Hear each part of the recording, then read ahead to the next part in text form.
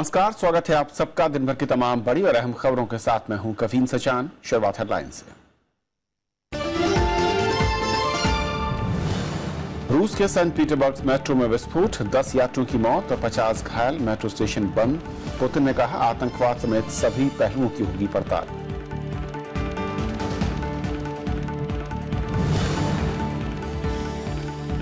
भारत समेत 7 पड़ोसी देशों का बिजनेस डॉक्यूमेंट जारी, 2 करोड़ नौकरियां पैदा करने का संकल्प, 70 अरब जीडीपी का लक्ष्य।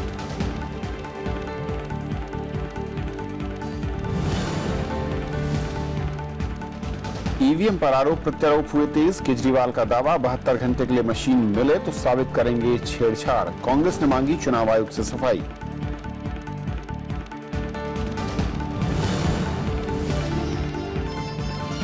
किसानों के आंदोलन को व्यापक समर्थन, पंजाब समेत कई राज्यों के किसान धरने पर पहुंचे, केंद्रीय मदद बढ़ाने की मांग।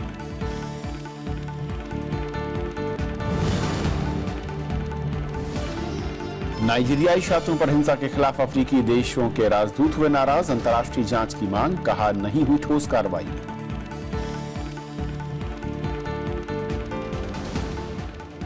और आइए देखते हैं पहली खबर।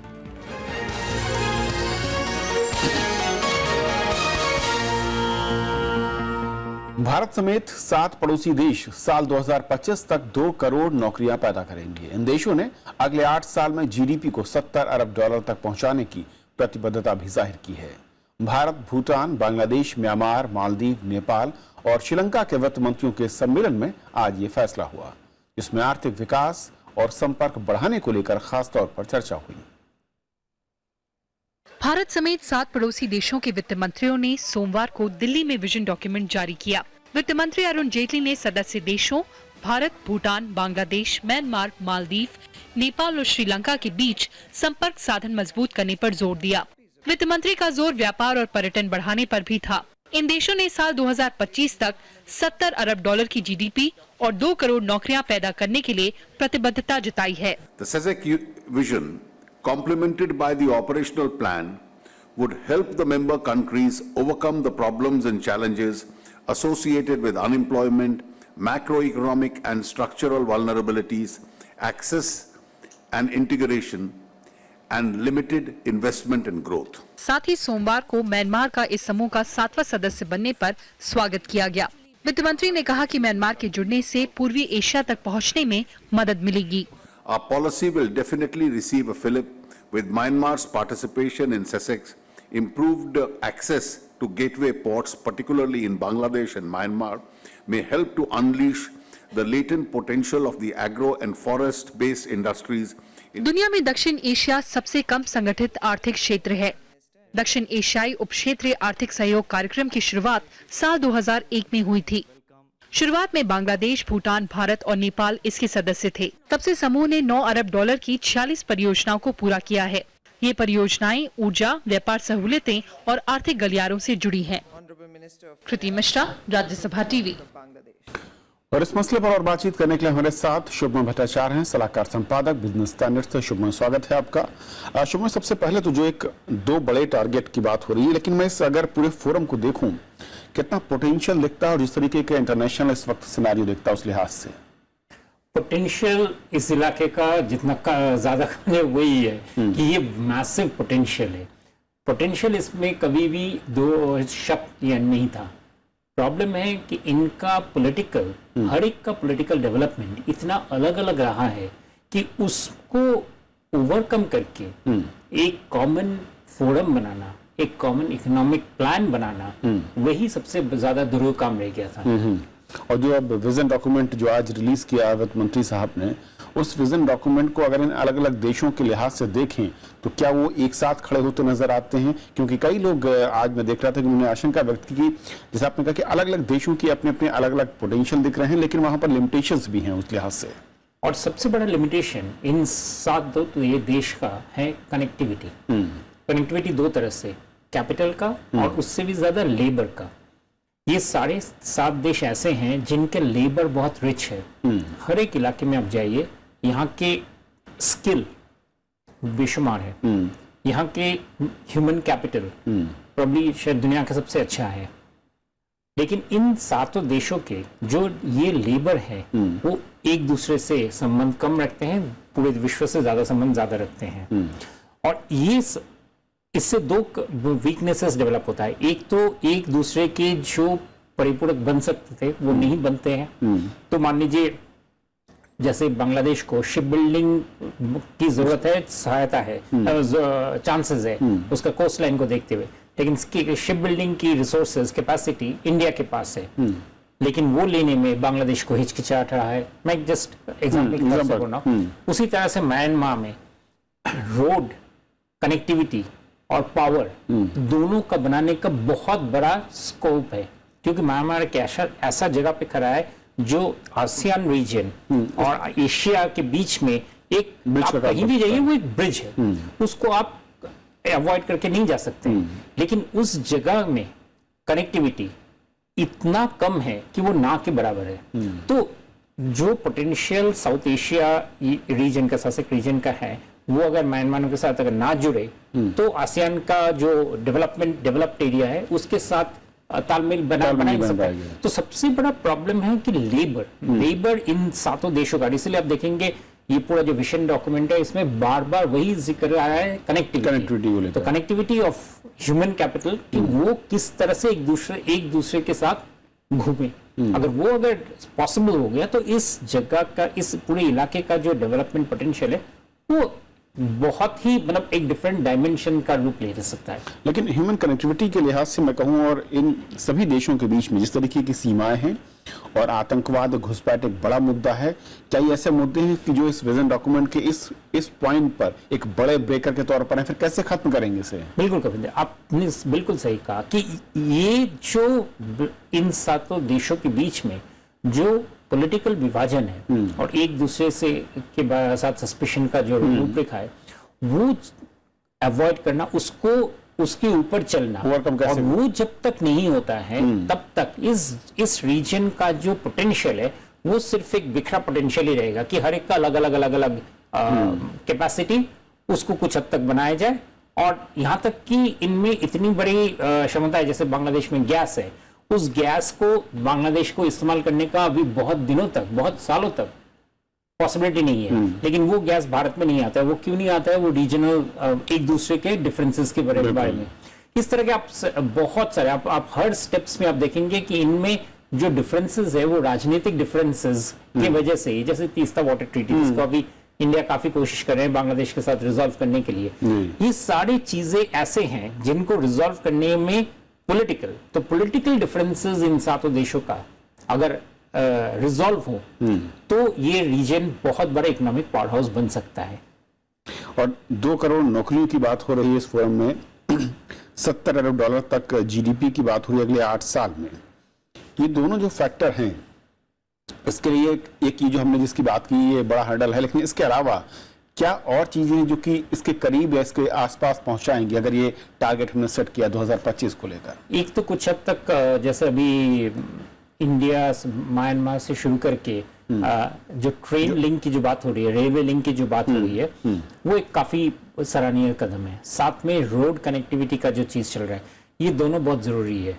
और तीसरा है पावर शेयरिंग, पावर यानी कि इलेक्ट्रिसिटी, राजनीतिक पावर नहीं। तो ये तीनों की जो शेयरिंग है ये काफी हद तक इनका जिसे कहते हैं इंफ्रास्ट्रक्चरल कंस्ट्रेंट्स जो है वो काफी हद तक सॉल्व कर सकता है।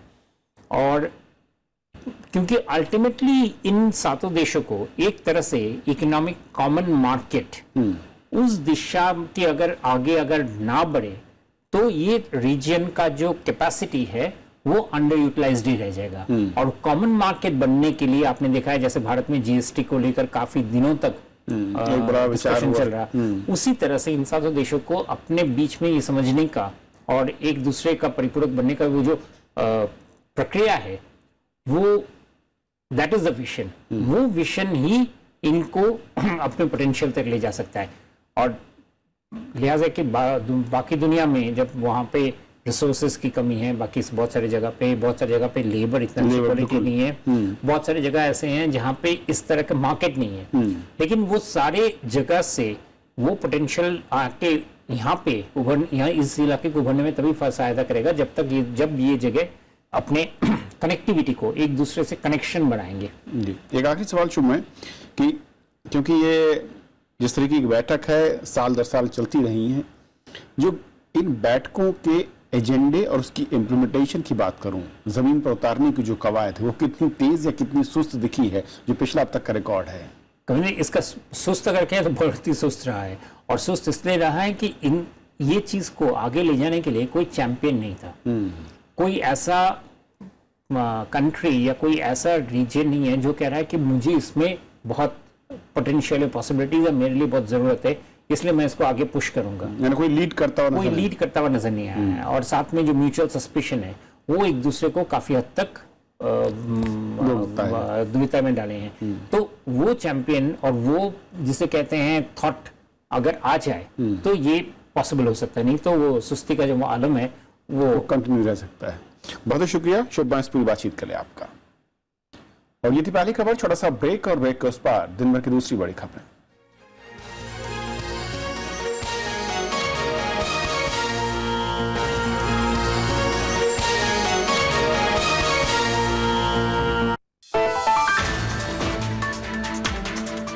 शराबबंदी पर सुप्रीम कोर्ट के निर्देश, कितने व्यावहारिक ये आदेश, देखिए देश देशांतर रात 8:30 बजे।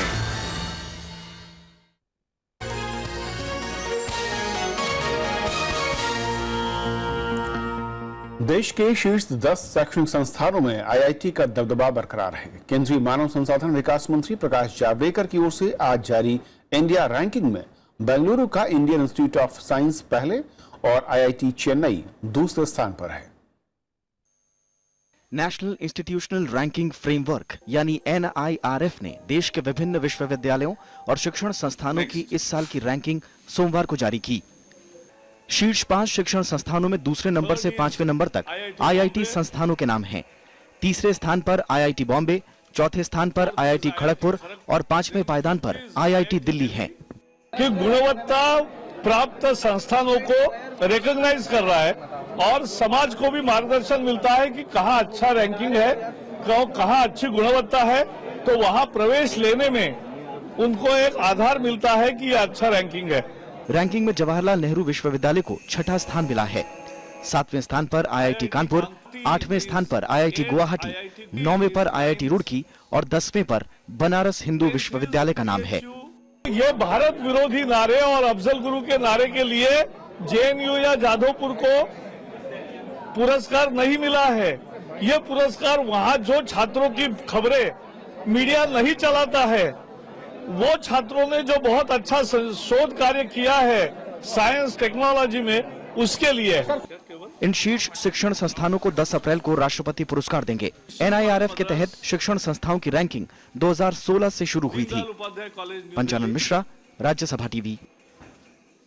अरविंद केजरीवाल ने ईवीएम पर सवाल उठाते हुए एमसीडी चुनाव टालने की मांग की है। उन्होंने भिंड में उत्तर प्रदेश चुनाव में इस्तेमाल हुई ईवीएम को काम में लेने का आरोप लगाया है। साथ ही आयोग से 72 घंटे के लिए ईवीएम देने पर गड़बड़ी साबित करने का दावा किया।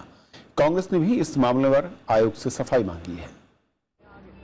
दिल्ली के मुख्यमंत्री अरविंद केजरीवाल ने चुनाव आयोग को चुनौती दी है कि उन्हें 72 घंटे के लिए ईवीएम दें तो वो इसमें छेड़छाड़ के दावों को साबित कर देंगे। उन्होंने भिंड में वीवीपीएटी मशीन से केवल बीजेपी की पर्ची निकलने पर कहा कि ये मशीनें उत्तर प्रदेश चुनाव में इस्तेमाल हुई थी। आप हमें 72 घंटे के लिए ये मशीन उपलब्ध करा दीजिए, हम इसके सॉफ्टवेयर को आपको पढ़ के दिखा देंगे और हम इसके सॉफ्टवेयर को बता देंगे कि इसके अंदर क्या सॉफ्टवेयर और क्या चेंज किए गए हैं। चुनाव आयोग ने आम आदमी पार्टी को सलाह दी थी कि पंजाब में हार को लेकर आत्मविश्लेषण करें और ईवीएम में गड़बड़ी का आरोप खारिज किया था। ईवीएम में गड़बड़ी के मामले में कांग्रेस ने भी चुनाव आयोग से सफाई मांगी है। हमने भी ये मुद्दा उठाया था। अब ये जो सफाई देने का काम है ये इलेक्शन कमीशन ऑफ इंडिया को करना चाहिए। सिर्फ ये कह देना कि हम उस बात को नहीं मानते, ये सही नहीं है। भिंड मामले में मध्य प्रदेश के मुख्यमंत्री शिवराज सिंह चौहान ने विपक्ष के आरोपों को खारिज किया है। बीजेपी का कहना है कि आम आदमी पार्टी और कांग्रेस को विधानसभा चुनाव में हार कबूल नहीं हो रही है। उन्होंने कहा कि ईवीएम में टेम्परिंग हुई है। इसी ईवीएम ने पंजाब में उनको कांग्रेस को जिताया इलेक्शन, और इसी ईवीएम ने 39 में से 38 सीटों पे आम आदमी पार्टी की गोवा में जमानत जब्त कराई उस पर कोई विषय नहीं उठा रहे ये लोग। पंजाब में उठाएंगे विषय, उनको असल में हार कबूल नहीं हो रही। मध्य प्रदेश के भिंड में voter verified paper audit trail machine की चेकिंग के दौरान केवल बीजेपी की पर्ची निकलने के मामले में कांग्रेस और आम आदमी पार्टी ने चुनाव आयोग से शिकायत की है। इस पर कार्रवाई करते हुए चुनाव आयोग ने भिंड के कलेक्टर और एसपी का तबादला कर दिया है। चुनाव आयोग ने ईवीएम में छेड़छाड़ की आशंका को खारिज किया है। इसके अलावा आयोग नई ईवीएम मशीनें खरीद रहा है जो छेड़छाड़ होते ही काम करना बंद कर देंगी। हाल में हुए विधानसभा चुनाव के दौरान कुछ दलों ने ईवीएम में हेरफेर का आरोप लगाया था। Bureau report, Rajya Sabha TV. Delhi नगर निगम चुनाव के लिए आज नामांकन का आखिरी दिन था और पार्टियों में टिकट बंटवारे को लेकर खींचतान चलती रही। कांग्रेस के कई नेताओं ने खुलकर अपनी नाराजगी दिखाई तो कांग्रेस के पूर्व विधायक अमरीश गौतम ने बीजेपी का दामन थाम लिया। दिल्ली में एमसीडी चुनाव के पहले नेताओं का दलबदल जारी है। कांग्रेस नेता और दिल्ली विधानसभा के डिप्टी स्पीकर रहे अमरीश गौतम ने सोमवार को बीजेपी का दामन थाम लिया। हमारे को सम्मान नहीं मिल रहा तो आगे हमें क्या सम्मान मिलेगा जब इन नेताओं की चलनी है, इन लोगों को ही जिम्मेदारी दे रखी है बड़े नेताओं ने, तो इसलिए इन नेताओं के आगे हम क्यों अपने घुटने टेकें। कांग्रेस में एमसीडी चुनाव में टिकट बंटवारे को लेकर घमासान सामने आ गया है। दिल्ली में कांग्रेस की सरकार में मंत्री रहे डॉक्टर ए.के. वालिया और हारून यूसुफ ने भी इस मामले में पार्टी से नाराजगी जाहिर की है। ये कैंडिडेट नहीं चलेगा, इसको चेंज करिए, कभी दूसरे को चेंज करिए, इस तरीके से बड़ी दिक्कत महसूस हो रही है। और अब हम जो है ये फील करने लगे हैं कि जब ये कमेटी ही हमें नहीं समझ पा रही है तो हमारा क्या फायदा है।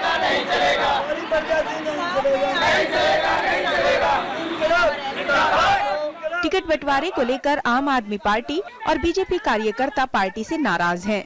हम लोग 25 अप्रैल तक यहाँ बैठ के अपना विरोध जताएंगे। हम लोग उस प्रत्याशी को इंकार करते हैं, हम उस प्रत्याशी के पक्ष में वोट नहीं करेंगे। इसलिए हम पार्टी कार्यालय के बाहर बैठ के 25 अप्रैल तक रहेंगे। जिस दिन रिजल्ट आ जाएगा उसके बाद हम यहाँ से जाएंगे। हमारे समाज को तो एक भी वोट नहीं पड़ेगा, बिल्कुल भी। मेरा 40% वोट है वाल्मीकि का, एक वोट नहीं डलने दूंगी मैं इसको। मैं निर्दलीय वहाँ से जीत के दिखाऊंगी। दिल्ली नगर निगम चुनाव के लिए नामांकन का सोमवार को आखिरी दिन था। तीनों नगर निगम के लिए 23 अप्रैल को मतदान होना है।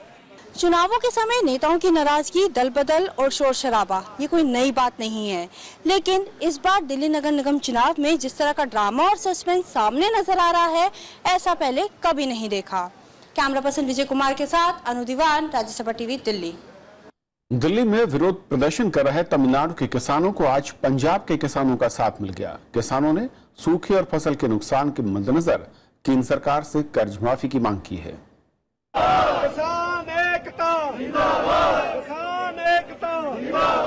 पिछले कई दिनों से जंतर मंतर पर प्रदर्शन कर रहे तमिलनाडु के किसानों के समर्थन में दूसरे राज्यों के किसान भी आने लगे हैं। सोमवार को पंजाब समेत कई राज्यों के किसानों ने यहां धरना दिया। हमारा देश है, हमारे देश का किसी भी कोने का जो किसान हो उसको जो भी समस्या हो हमारी अपनी समस्या है। कर्जा स्वामीनाथन आयोग और कृषि नीति अपनाया और सभी प्रांतों के मुख्यमंत्री बुला के इस देश में कृषि नीति की मतलब आवाज उठाए। आपसे विनती करता हूं कि जल्द से जल्द हमारी मांगे पूरी करो, नहीं इधर से हम उठने वाले नहीं है। लोकसभा उपाध्यक्ष और AIADM के नेता M. तंबीदुरई सोमवार को फिर जंतर मंतर पहुंचे और किसानों की मांगों का समर्थन किया। तंबीदुरई ने कहा कि तमिलनाडु सरकार ने केंद्र से किसानों की मदद के लिए जितनी राशि की मांग की थी वो नहीं मिली है। I requested Arun Jaitley ji to look into their demand, and he said he will consider that. And also, I took the farmers to meet Radha Mohan Singh, that agriculture minister also, and they also met our home minister also, because the drought relief also we are not able to get. Tamil Nadu could not get what we demanded. Also, I am going to take up the issue and see that this will be solved.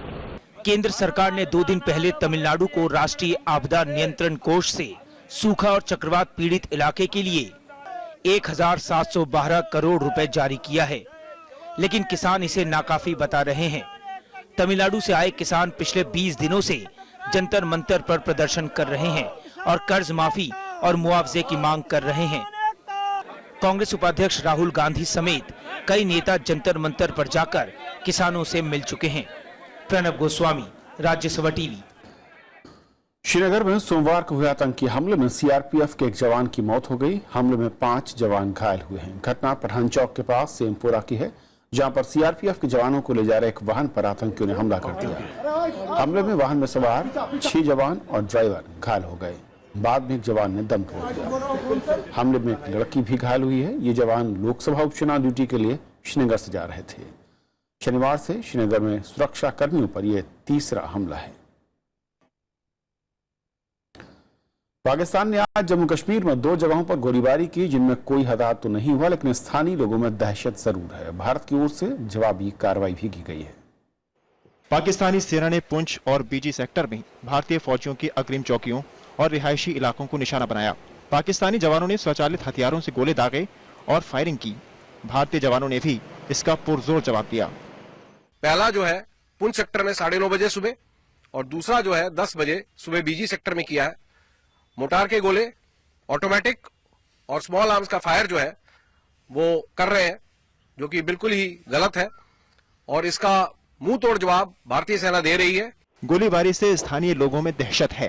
Pakistan से ऐसी firing कर रही है, हम बाहर नहीं निकल सकते, बहुत जोर से फायरिंग कर रही है दोनों तरफ। हमारे इंडिया के फौज जवाब दे रही है। पुंछ सेक्टर में इस महीने संघर्ष विराम उल्लंघन का ये चौथा मामला है। Bureau report, Rajya Sabha TV.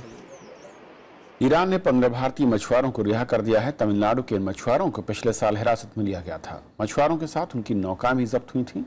विदेश मंत्री सुषमा स्वराज ने ट्वीट कर आज ये जानकारी दी। साथ ही विदेश मंत्री ने तेहरान स्थित भारतीय दूतावास का शुक्रिया अदा किया और अधिकारियों के अच्छे काम की सराहना की। इन मछुआरों को ईरान की समुद्री सीमा में घुसने के आरोप में गिरफ्तार किया गया था।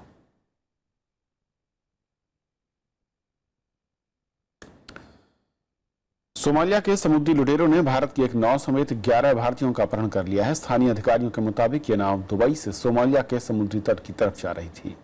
सोमालिया के समुद्री तट पर 2012 के बाद अपहरण की यह पहली घटना है। 2 हफ्ते पहले भी समुद्री लुटेरों ने श्रीलंका के तेल से भरे एक टैंकर पर कब्जा कर लिया था। हालांकि बाद में उसे बिना शर्त छोड़ दिया गया। स्थानीय अधिकारियों ने कहा है कि भारतीयों की रिहाई की कोशिशें की जा रही हैं।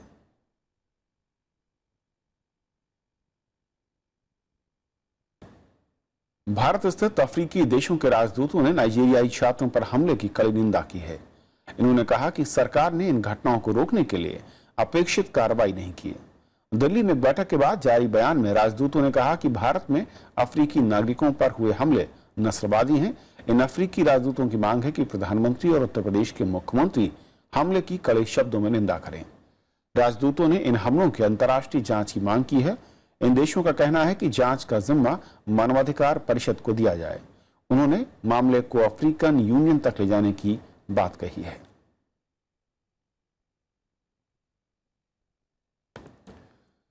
रूस के सेंट पीटरबर्ग शहर में आज मेट्रो ट्रेन में धमाका हुआ, जिसमें 10 लोगों की मारे जाने की खबर है और 50 से ज्यादा लोग घायल हुए हैं। प्रत्यक्षदर्शियों के मुताबिक धमाके से दरवाजों के परखच्चे उड़ गए और कोच को नुकसान भी पहुंचा। धमाके के बाद प्लेटफॉर्म पर अफरा तफरी मच गई। लोग बदहवास होकर भागने लगे।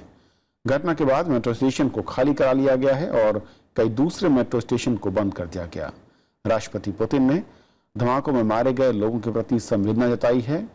राष्ट्रपति इन दिनों सेंट पीटरबर्ग में ही हैं। उन्होंने धमाके के बाद सुरक्षा एजेंसियों के प्रमुखों से बातचीत की। पुतिन ने कहा कि इस धमाके की आतंकवाद समेत सभी दूसरे पहलुओं की जांच भी की जा रही है। Правоохранительные органы и специальные службы работают, сделают все для того, чтобы выявить причины случившегося, дать полную оценку того, что произошло. Ну а городские власти, если потребуется, и федеральные, предпримут все необходимые меры для того, чтобы оказать поддержку семьям погибших и пострадавшим нашим гражданам. संसद परिसर में आज राज्यसभा दिवस मनाया गया और कार्यक्रम में कर्मचारियों के परिजनों ने हिस्सा लिया। इस मौके पर बच्चों के लिए चित्रकला और निबंध प्रतियोगिता भी हुई। कागज पर अपनी कला उकेरते छोटे बच्चे, देश और दुनिया के मसलों पर निबंध लिखते छात्र छात्राएं। राज्यसभा दिवस के मौके पर बच्चे जुटे तो उनका हुनर सामने आया। मुझे यहाँ बहुत अच्छा लग रहा है कंपटीशन में आके, और मैं यहाँ पे 4th टाइम आई हूँ और ये कंपटीशन मेरे लिए बहुत इम्पोर्टेंट है क्योंकि ये मेरे लिए आगे बहुत ज़्यादा हेल्पफुल है। काफ़ी ज़रूरी होता है, वो आपका आगे हेल्प करता है कि कॉम्पिटिटिव एग्जाम्स में आप कैसे प्रिपेयर कर सकते हो आगे के लिए। बच्चों के मनोरंजन के लिए कठपुतली नृत्य भी हुआ। छात्रों ने जादूगर के करतबों का भी लुत्फ उठाया। Upper House had its first sitting on 3rd April 1952. Since that day, every year on 3rd April, we celebrate Rajya Sabha Day to make the day memorable. बेहतर प्रदर्शन करने वाले छात्रों को 18 अप्रैल को राज्यसभा महासचिव की मौजूदगी में पुरस्कृत किया जाएगा। 3 अप्रैल 1952 को राज्यसभा की पहली बैठक हुई थी। हर साल इसी दिन को राज्यसभा दिवस के तौर पर मनाया जाता है। नव विक्रम सिंह, राज्यसभा टीवी। तो खबरों के आज के इस सफर में बस इतना ही। नमस्कार।